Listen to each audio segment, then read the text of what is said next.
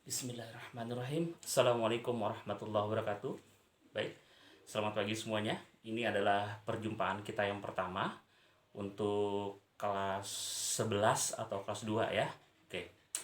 Eh, di perjumpaan pertama ini kita di materi PKWU.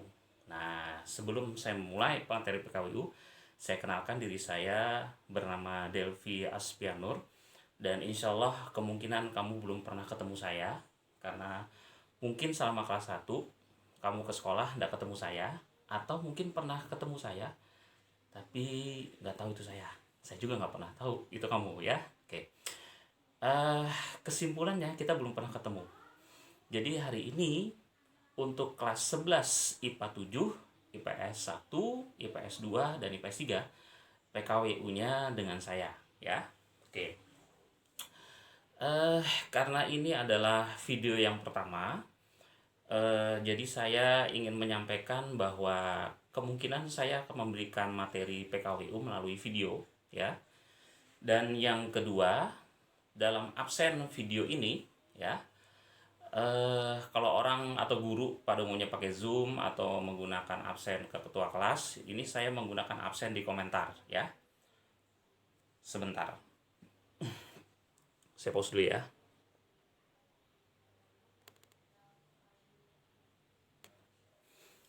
Oke, sorry.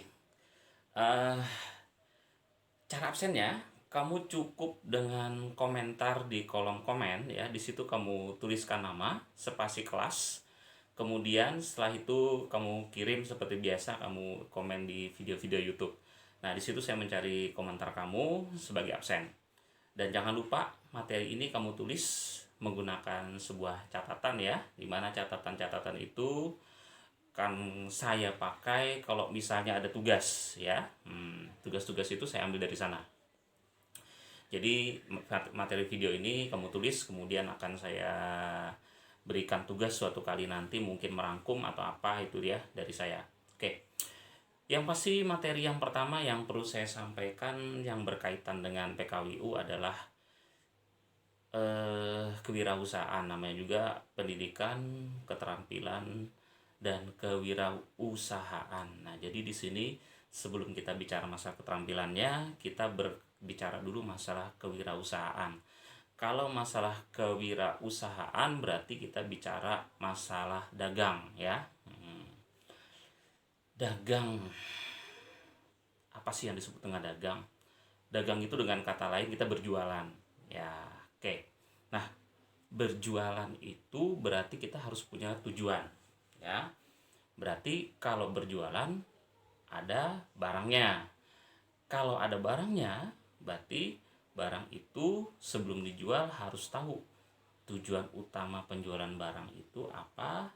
Otomatis adalah mencari profit atau keuntungan ya. Sekarang bagaimana caranya agar barang itu bisa dijual atau mencari profit ya, supaya dapat keuntungan. Nah, yang pertama yang harus kamu kerjakan adalah kamu harus memikirkan faktor-faktor yang harus kamu pertimbangkan sebelum kamu melakukan perdagangan atau penjualan. Yang pertama adalah otomatis satu produk ya. Jadi, produk apa yang mau kamu jual? Jangan sembarangan jual, tidak tahu ini produknya apa ya. Oke. Produk yang pertama yang harus kamu jual, harus kamu tahu adalah satu, produk itu penting atau tidak penting. Nah, ini harus kamu tahu dulu ya. Kalau produk itu penting, seberapa penting? Kalau produk itu tidak penting, seberapa tidak penting? Jadi kamu harus tahu dulu pentingnya suatu produk. Nah, yang pertama, pentingnya suatu produk itu, misalnya produk yang akan kamu jual berkaitan dengan hajat hidup orang banyak. Apa itu hajat hidup orang banyak? Hajat hidup orang banyak itu biasanya berkaitan dengan sandang, pangan, papan ya. Oke. Saya yakin kamu sudah sering dengar ini mulai dari SD ya. Kita mulai dulu dengan pangan ya. Oke. Pangan itu dengan kata lain adalah makanan ya. Makanan ini sangat penting untuk kehidupan manusia, Kalau kita tidak makan, maka kita bisa mati. Jadi kalau misalnya kamu mau jual produk makanan, kamu bisa pikir makanan apa yang paling cepat laku kalau kamu jual. Contoh nih, kamu hidupnya di Samarinda nih ya. Di Samarinda itu kalau saya lihat orangnya senang makan. Kayaknya di Samarinda itu apa aja dijual kalau makanan tuh kemungkinan bisa laku asal enak ya. Kamu jual gorengan, boleh. Kamu jual gorengan.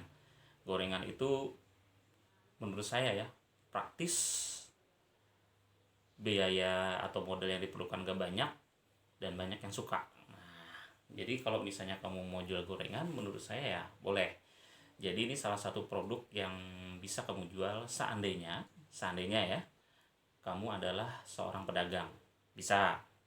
Itu mengenai hajat hidup orang banyak, boleh. Yang berikutnya, misalnya kamu melakukan produk baju. Nah, ini berkaitan dengan sandang ya. Sandang ini baju. Kamu jual baju yang seperti apa? Kamu harus survei dulu. Orang yang di sekitar kamu, tempat jualan kamu itu, misalnya kota Samarinda, sukanya baju yang kayak apa? Kaos kah? Atau seperti yang saya pakai ini, baju kemeja, atau jas, atau apa itu yang dipikirkan oleh orang-orang? Kamu harus survei dulu. Selain kamu survei jenis bajunya, kamu juga survei harganya ya. Orang Samarinda tuh suka harga yang seperti apa? Biasanya yang saya tahu orang Samarinda tuh sukanya harganya murah tapi banyak ya. Murah tapi banyak. Nggak tahu ya bahasanya bagusnya kayak apa ya. Murah, terjangkau walaupun KW. Apalagi kalau kualitasnya bagus, harganya terjangkau, biarpun KW, wah itu laku besar tuh. Contohnya waktu lebaran ya. Waktu lebaran tuh kan banyak ya di pinggir-pinggir jalan. Itu celana jeans 100 ribuan. Saya coba beli, beneran loh. Saya coba beli. Saya mau tahu seberapa kuat itu celana jeans yang harganya 100 ribu satu. Saya beli satu. Saya coba. Ya, not bad lah. Not bad. Saya pakai 1 tahun masih tahan, lumayan. Ya, dengan kata lain, harga 100 ribu satu nggak jelek-jelek amat ya. Cuma masalah merek dagang dan seterusnya ya kadang-kadang ya dia pakai merek orang ya, KW gitu, namanya juga KW. Orang-orang Samarinda tuh senang yang seperti itu, saya lihat tuh ya. Biarpun KW, yang penting harganya murah ya, terjangkau, dan dia bisa pakai lebih dari setahun. Wah itu tuh. Nah itu perlu kamu survei. Jadi barang-barang seperti itu tuh ya, yang kalau kamu mau jualan ya, produk pertama yang harus kamu lihat adalah pentingkah produk yang kamu jual itu. Nah, berarti kesimpulannya, sebelum kamu menjual produk itu penting atau tidak penting, kamu harus melakukan survei dulu ya. Oke. Berikutnya juga manusia itu memerlukan alat transportasi. Nah ini produk penting juga nih, alat transportasi ya. Alat transportasi macam-macam, bisa berupa sepeda, bisa berupa motor, bisa mobil, bisa bis, bisa pesawat, macam-macam ya alat transportasi. Yang pasti di alat-alat transportasi itu memerlukan biaya yang juga tidak sedikit, mulai dari biaya pemeliharaannya, biaya operasionalnya ya, bahkan beli alatnya itu sendiri, misalnya beli sepeda, beli motor, beli mobil, itu nggak ada yang murah ya. Sepeda aja saya pernah nanya tuh, sepeda untuk ukuran saya yang ya tingginya 160-an ini ya, harganya paling murah 900 ribu. Itu katanya murah ya. Ya itu sudah ya lumayan lah. Apalagi saya pernah dengar ada harga yang lebih dari 5 juta, 6 juta, saya pernah dengar itu. Wah itu sepeda kayak apa saya nggak tahu ya. Itu alat transportasi sederhana. Apalagi kalau kamu beli mobil, kamu beli motor, itu biaya yang lebih mahal ya. Karena biayanya lebih mahal, otomatis memerlukan biaya yang tidak sedikit. Nah, di situ bisa kamu lihat, bisa kamu pahami bahwa alat transportasi termasuk juga barang penting, tapi dengan harga yang mahal. Oke. Jadi kesimpulan untuk yang pertama adalah penting atau tidak pentingnya suatu produk yang perlu kamu pikirkan kalau mau jual suatu produk. That's the number one, ya. Oke. Yang kedua, atau bahasa Banjarnya number two. Nah, di nomor 2 ini berkaitan dengan barang yang kamu jual tadi sudah kamu anggap penting, tapi sasaran produknya kemana? Jadi jangan sembarangan jual barang kalau nggak tahu sasaran produknya. Contoh, pulpen. Pulpen ini adalah suatu produk. Menurut kamu penting apa enggak? Insya Allah ini penting bagi anak sekolah, bagi pekerja kantor, bagi mahasiswa. Ini penting. Dah jelas ya, ini penting. Bagi siapa? Ya bagi yang saya sebut tadi. Sekarang sasarannya kemana? Kamu mau jual pulpen, sasarannya kemana? Ke ibu rumah tangga? Bisa, boleh. Cuma yang jadi masalah, seberapa sering ibu rumah tangga pakai ini? Nah itu yang harus kamu pikirkan. Jadi kalau mau jual produk pulpen, sasaran produknya adalah anak sekolah, mahasiswa, pekerja kantor. Itu yang harus kita pikirkan, ya. Silahkan jual-jual, tapi jangan sembarangan jual. Kamu jual ke ibu rumah tangga, dia beli. Seberapa sering dia pakai? Nah, tapi kalau mahasiswa, sering. Apalagi kadang-kadang seorang siswa perempuan itu punya alat tulis bisa lebih dari satu, ya. Itu belum termasuk penghapus atau tip X, belum termasuk. Oke, jadi sasaran produknya kamu harus tahu sebelum jual. Ini mau dijual kemana, ya? Oke. Yang berikutnya,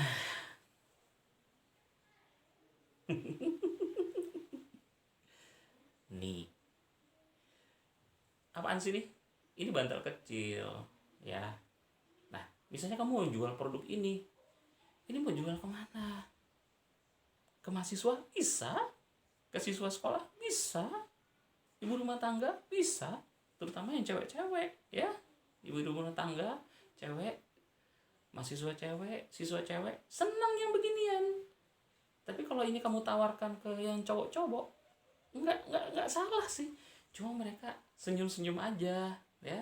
Jadi kalau kamu jual produk ini sasaran produknya siapa, ke jenis kelamin yang mana, itu yang harus kamu pikirkan, ya.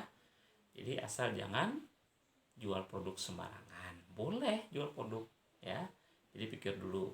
Contoh lain, nih, ini bantal juga nih, ya, tapi bentuknya bola. Bantal bentuknya bola. Ke siapa? Ke bapak-bapak, ke ibu-ibu, anak remaja perempuan, anak kecil yang masih bayi. Nah, itu yang harus kamu pikirkan. Ini sasaran produknya ke siapa, ya. Jadi kalau kamu mau membuat barang, jangan sembarang buat. Harus tahu dulu barang ini tujuannya ke siapa, maunya dibeli siapa, jualnya kemana, ya. Oke, jangan asal jual. So, untuk itu dalam suatu perdagangan, ya, kita harus tahu kita harus jual produk itu ke sasarannya yang mana. Oke, asal jangan sembarang-sembarang jual, sembarang-sembarang dapat, sembarang-sembarang beli, sembarang-sembarang lagi memasarkan, bingung setelah itu. Ini barang kok nggak laku, ya. Kamu pikirkan sendiri, kira-kira kamu jualnya kemana, ya. Oke. Nah, di kesempatan kali ini juga saya meminta doa dari kalian, ya. Mudah-mudahan pembelajaran kita dalam bentuk online itu tidak terlalu lama-lama amat, karena dari kelas 1 kamu sudah belajar online, sekarang kelas 2 belajar online lagi dengan berbagai macam cara guru menyampaikan pelajaran online. Ada yang mungkin paham, ada yang mungkin nggak paham, ada yang ngerti ya. Oh nih kok susah banget sih online. Nah, oleh karena itu saya minta doa kalian semuanya sebagai siswa. Mudah-mudahan pembelajaran kita kali ini nggak terlalu lama online terus, jadi kita bisa masuk ke sekolah. Saya yakin kalian yang kelas 1 pasti nggak pernah pakai baju putih abu-abu kalian selama kalian sekolah SMA. Pasti pingin ya ke sekolah, pasti pingin pakai putih abu-abu, pasti pingin ketemu teman-teman satu kelas yang mungkin ya dalam kelas malah nggak pernah ketemu ya. Mungkin pernah juga ketemu ke puasa bersama tahun lalu dan seterusnya, tapi dalam kelas seperti halnya normal kelas biasa tuh nggak pernah. Maka saya minta ke kalian semua, kita berdoa sama-sama. Yang muslim kalau perlu tiap malam sholat tahajud, yang non muslim setiap kali kamu membacakan doa kepada Tuhan Yang Maha Esa, minta sungguh-sungguh dengan Tuhan Yang Maha Esa. Mudah-mudahan apa yang kita hadapi sekarang cepat selesai ya. Penyakit corona atau COVID-19 ini cepat selesai, kita bisa masuk sekolah seperti biasa. Oke. Untuk pembelajaran hari ini sampai di sini dulu. Jangan lupa absen di komen nama, spasi, kelas ya. Saya tunggu. Saya harap saya tidak menyusahkan kamu dalam pembelajaran ya. Oke. Terima kasih. Jangan lupa dicatat apa yang saya sampaikan tadi. Mudah-mudahan paham ya. Oke. Selamat siang semuanya. Oh salah. Selamat pagi, maaf. Selamat pagi semuanya. Assalamualaikum warahmatullahi wabarakatuh.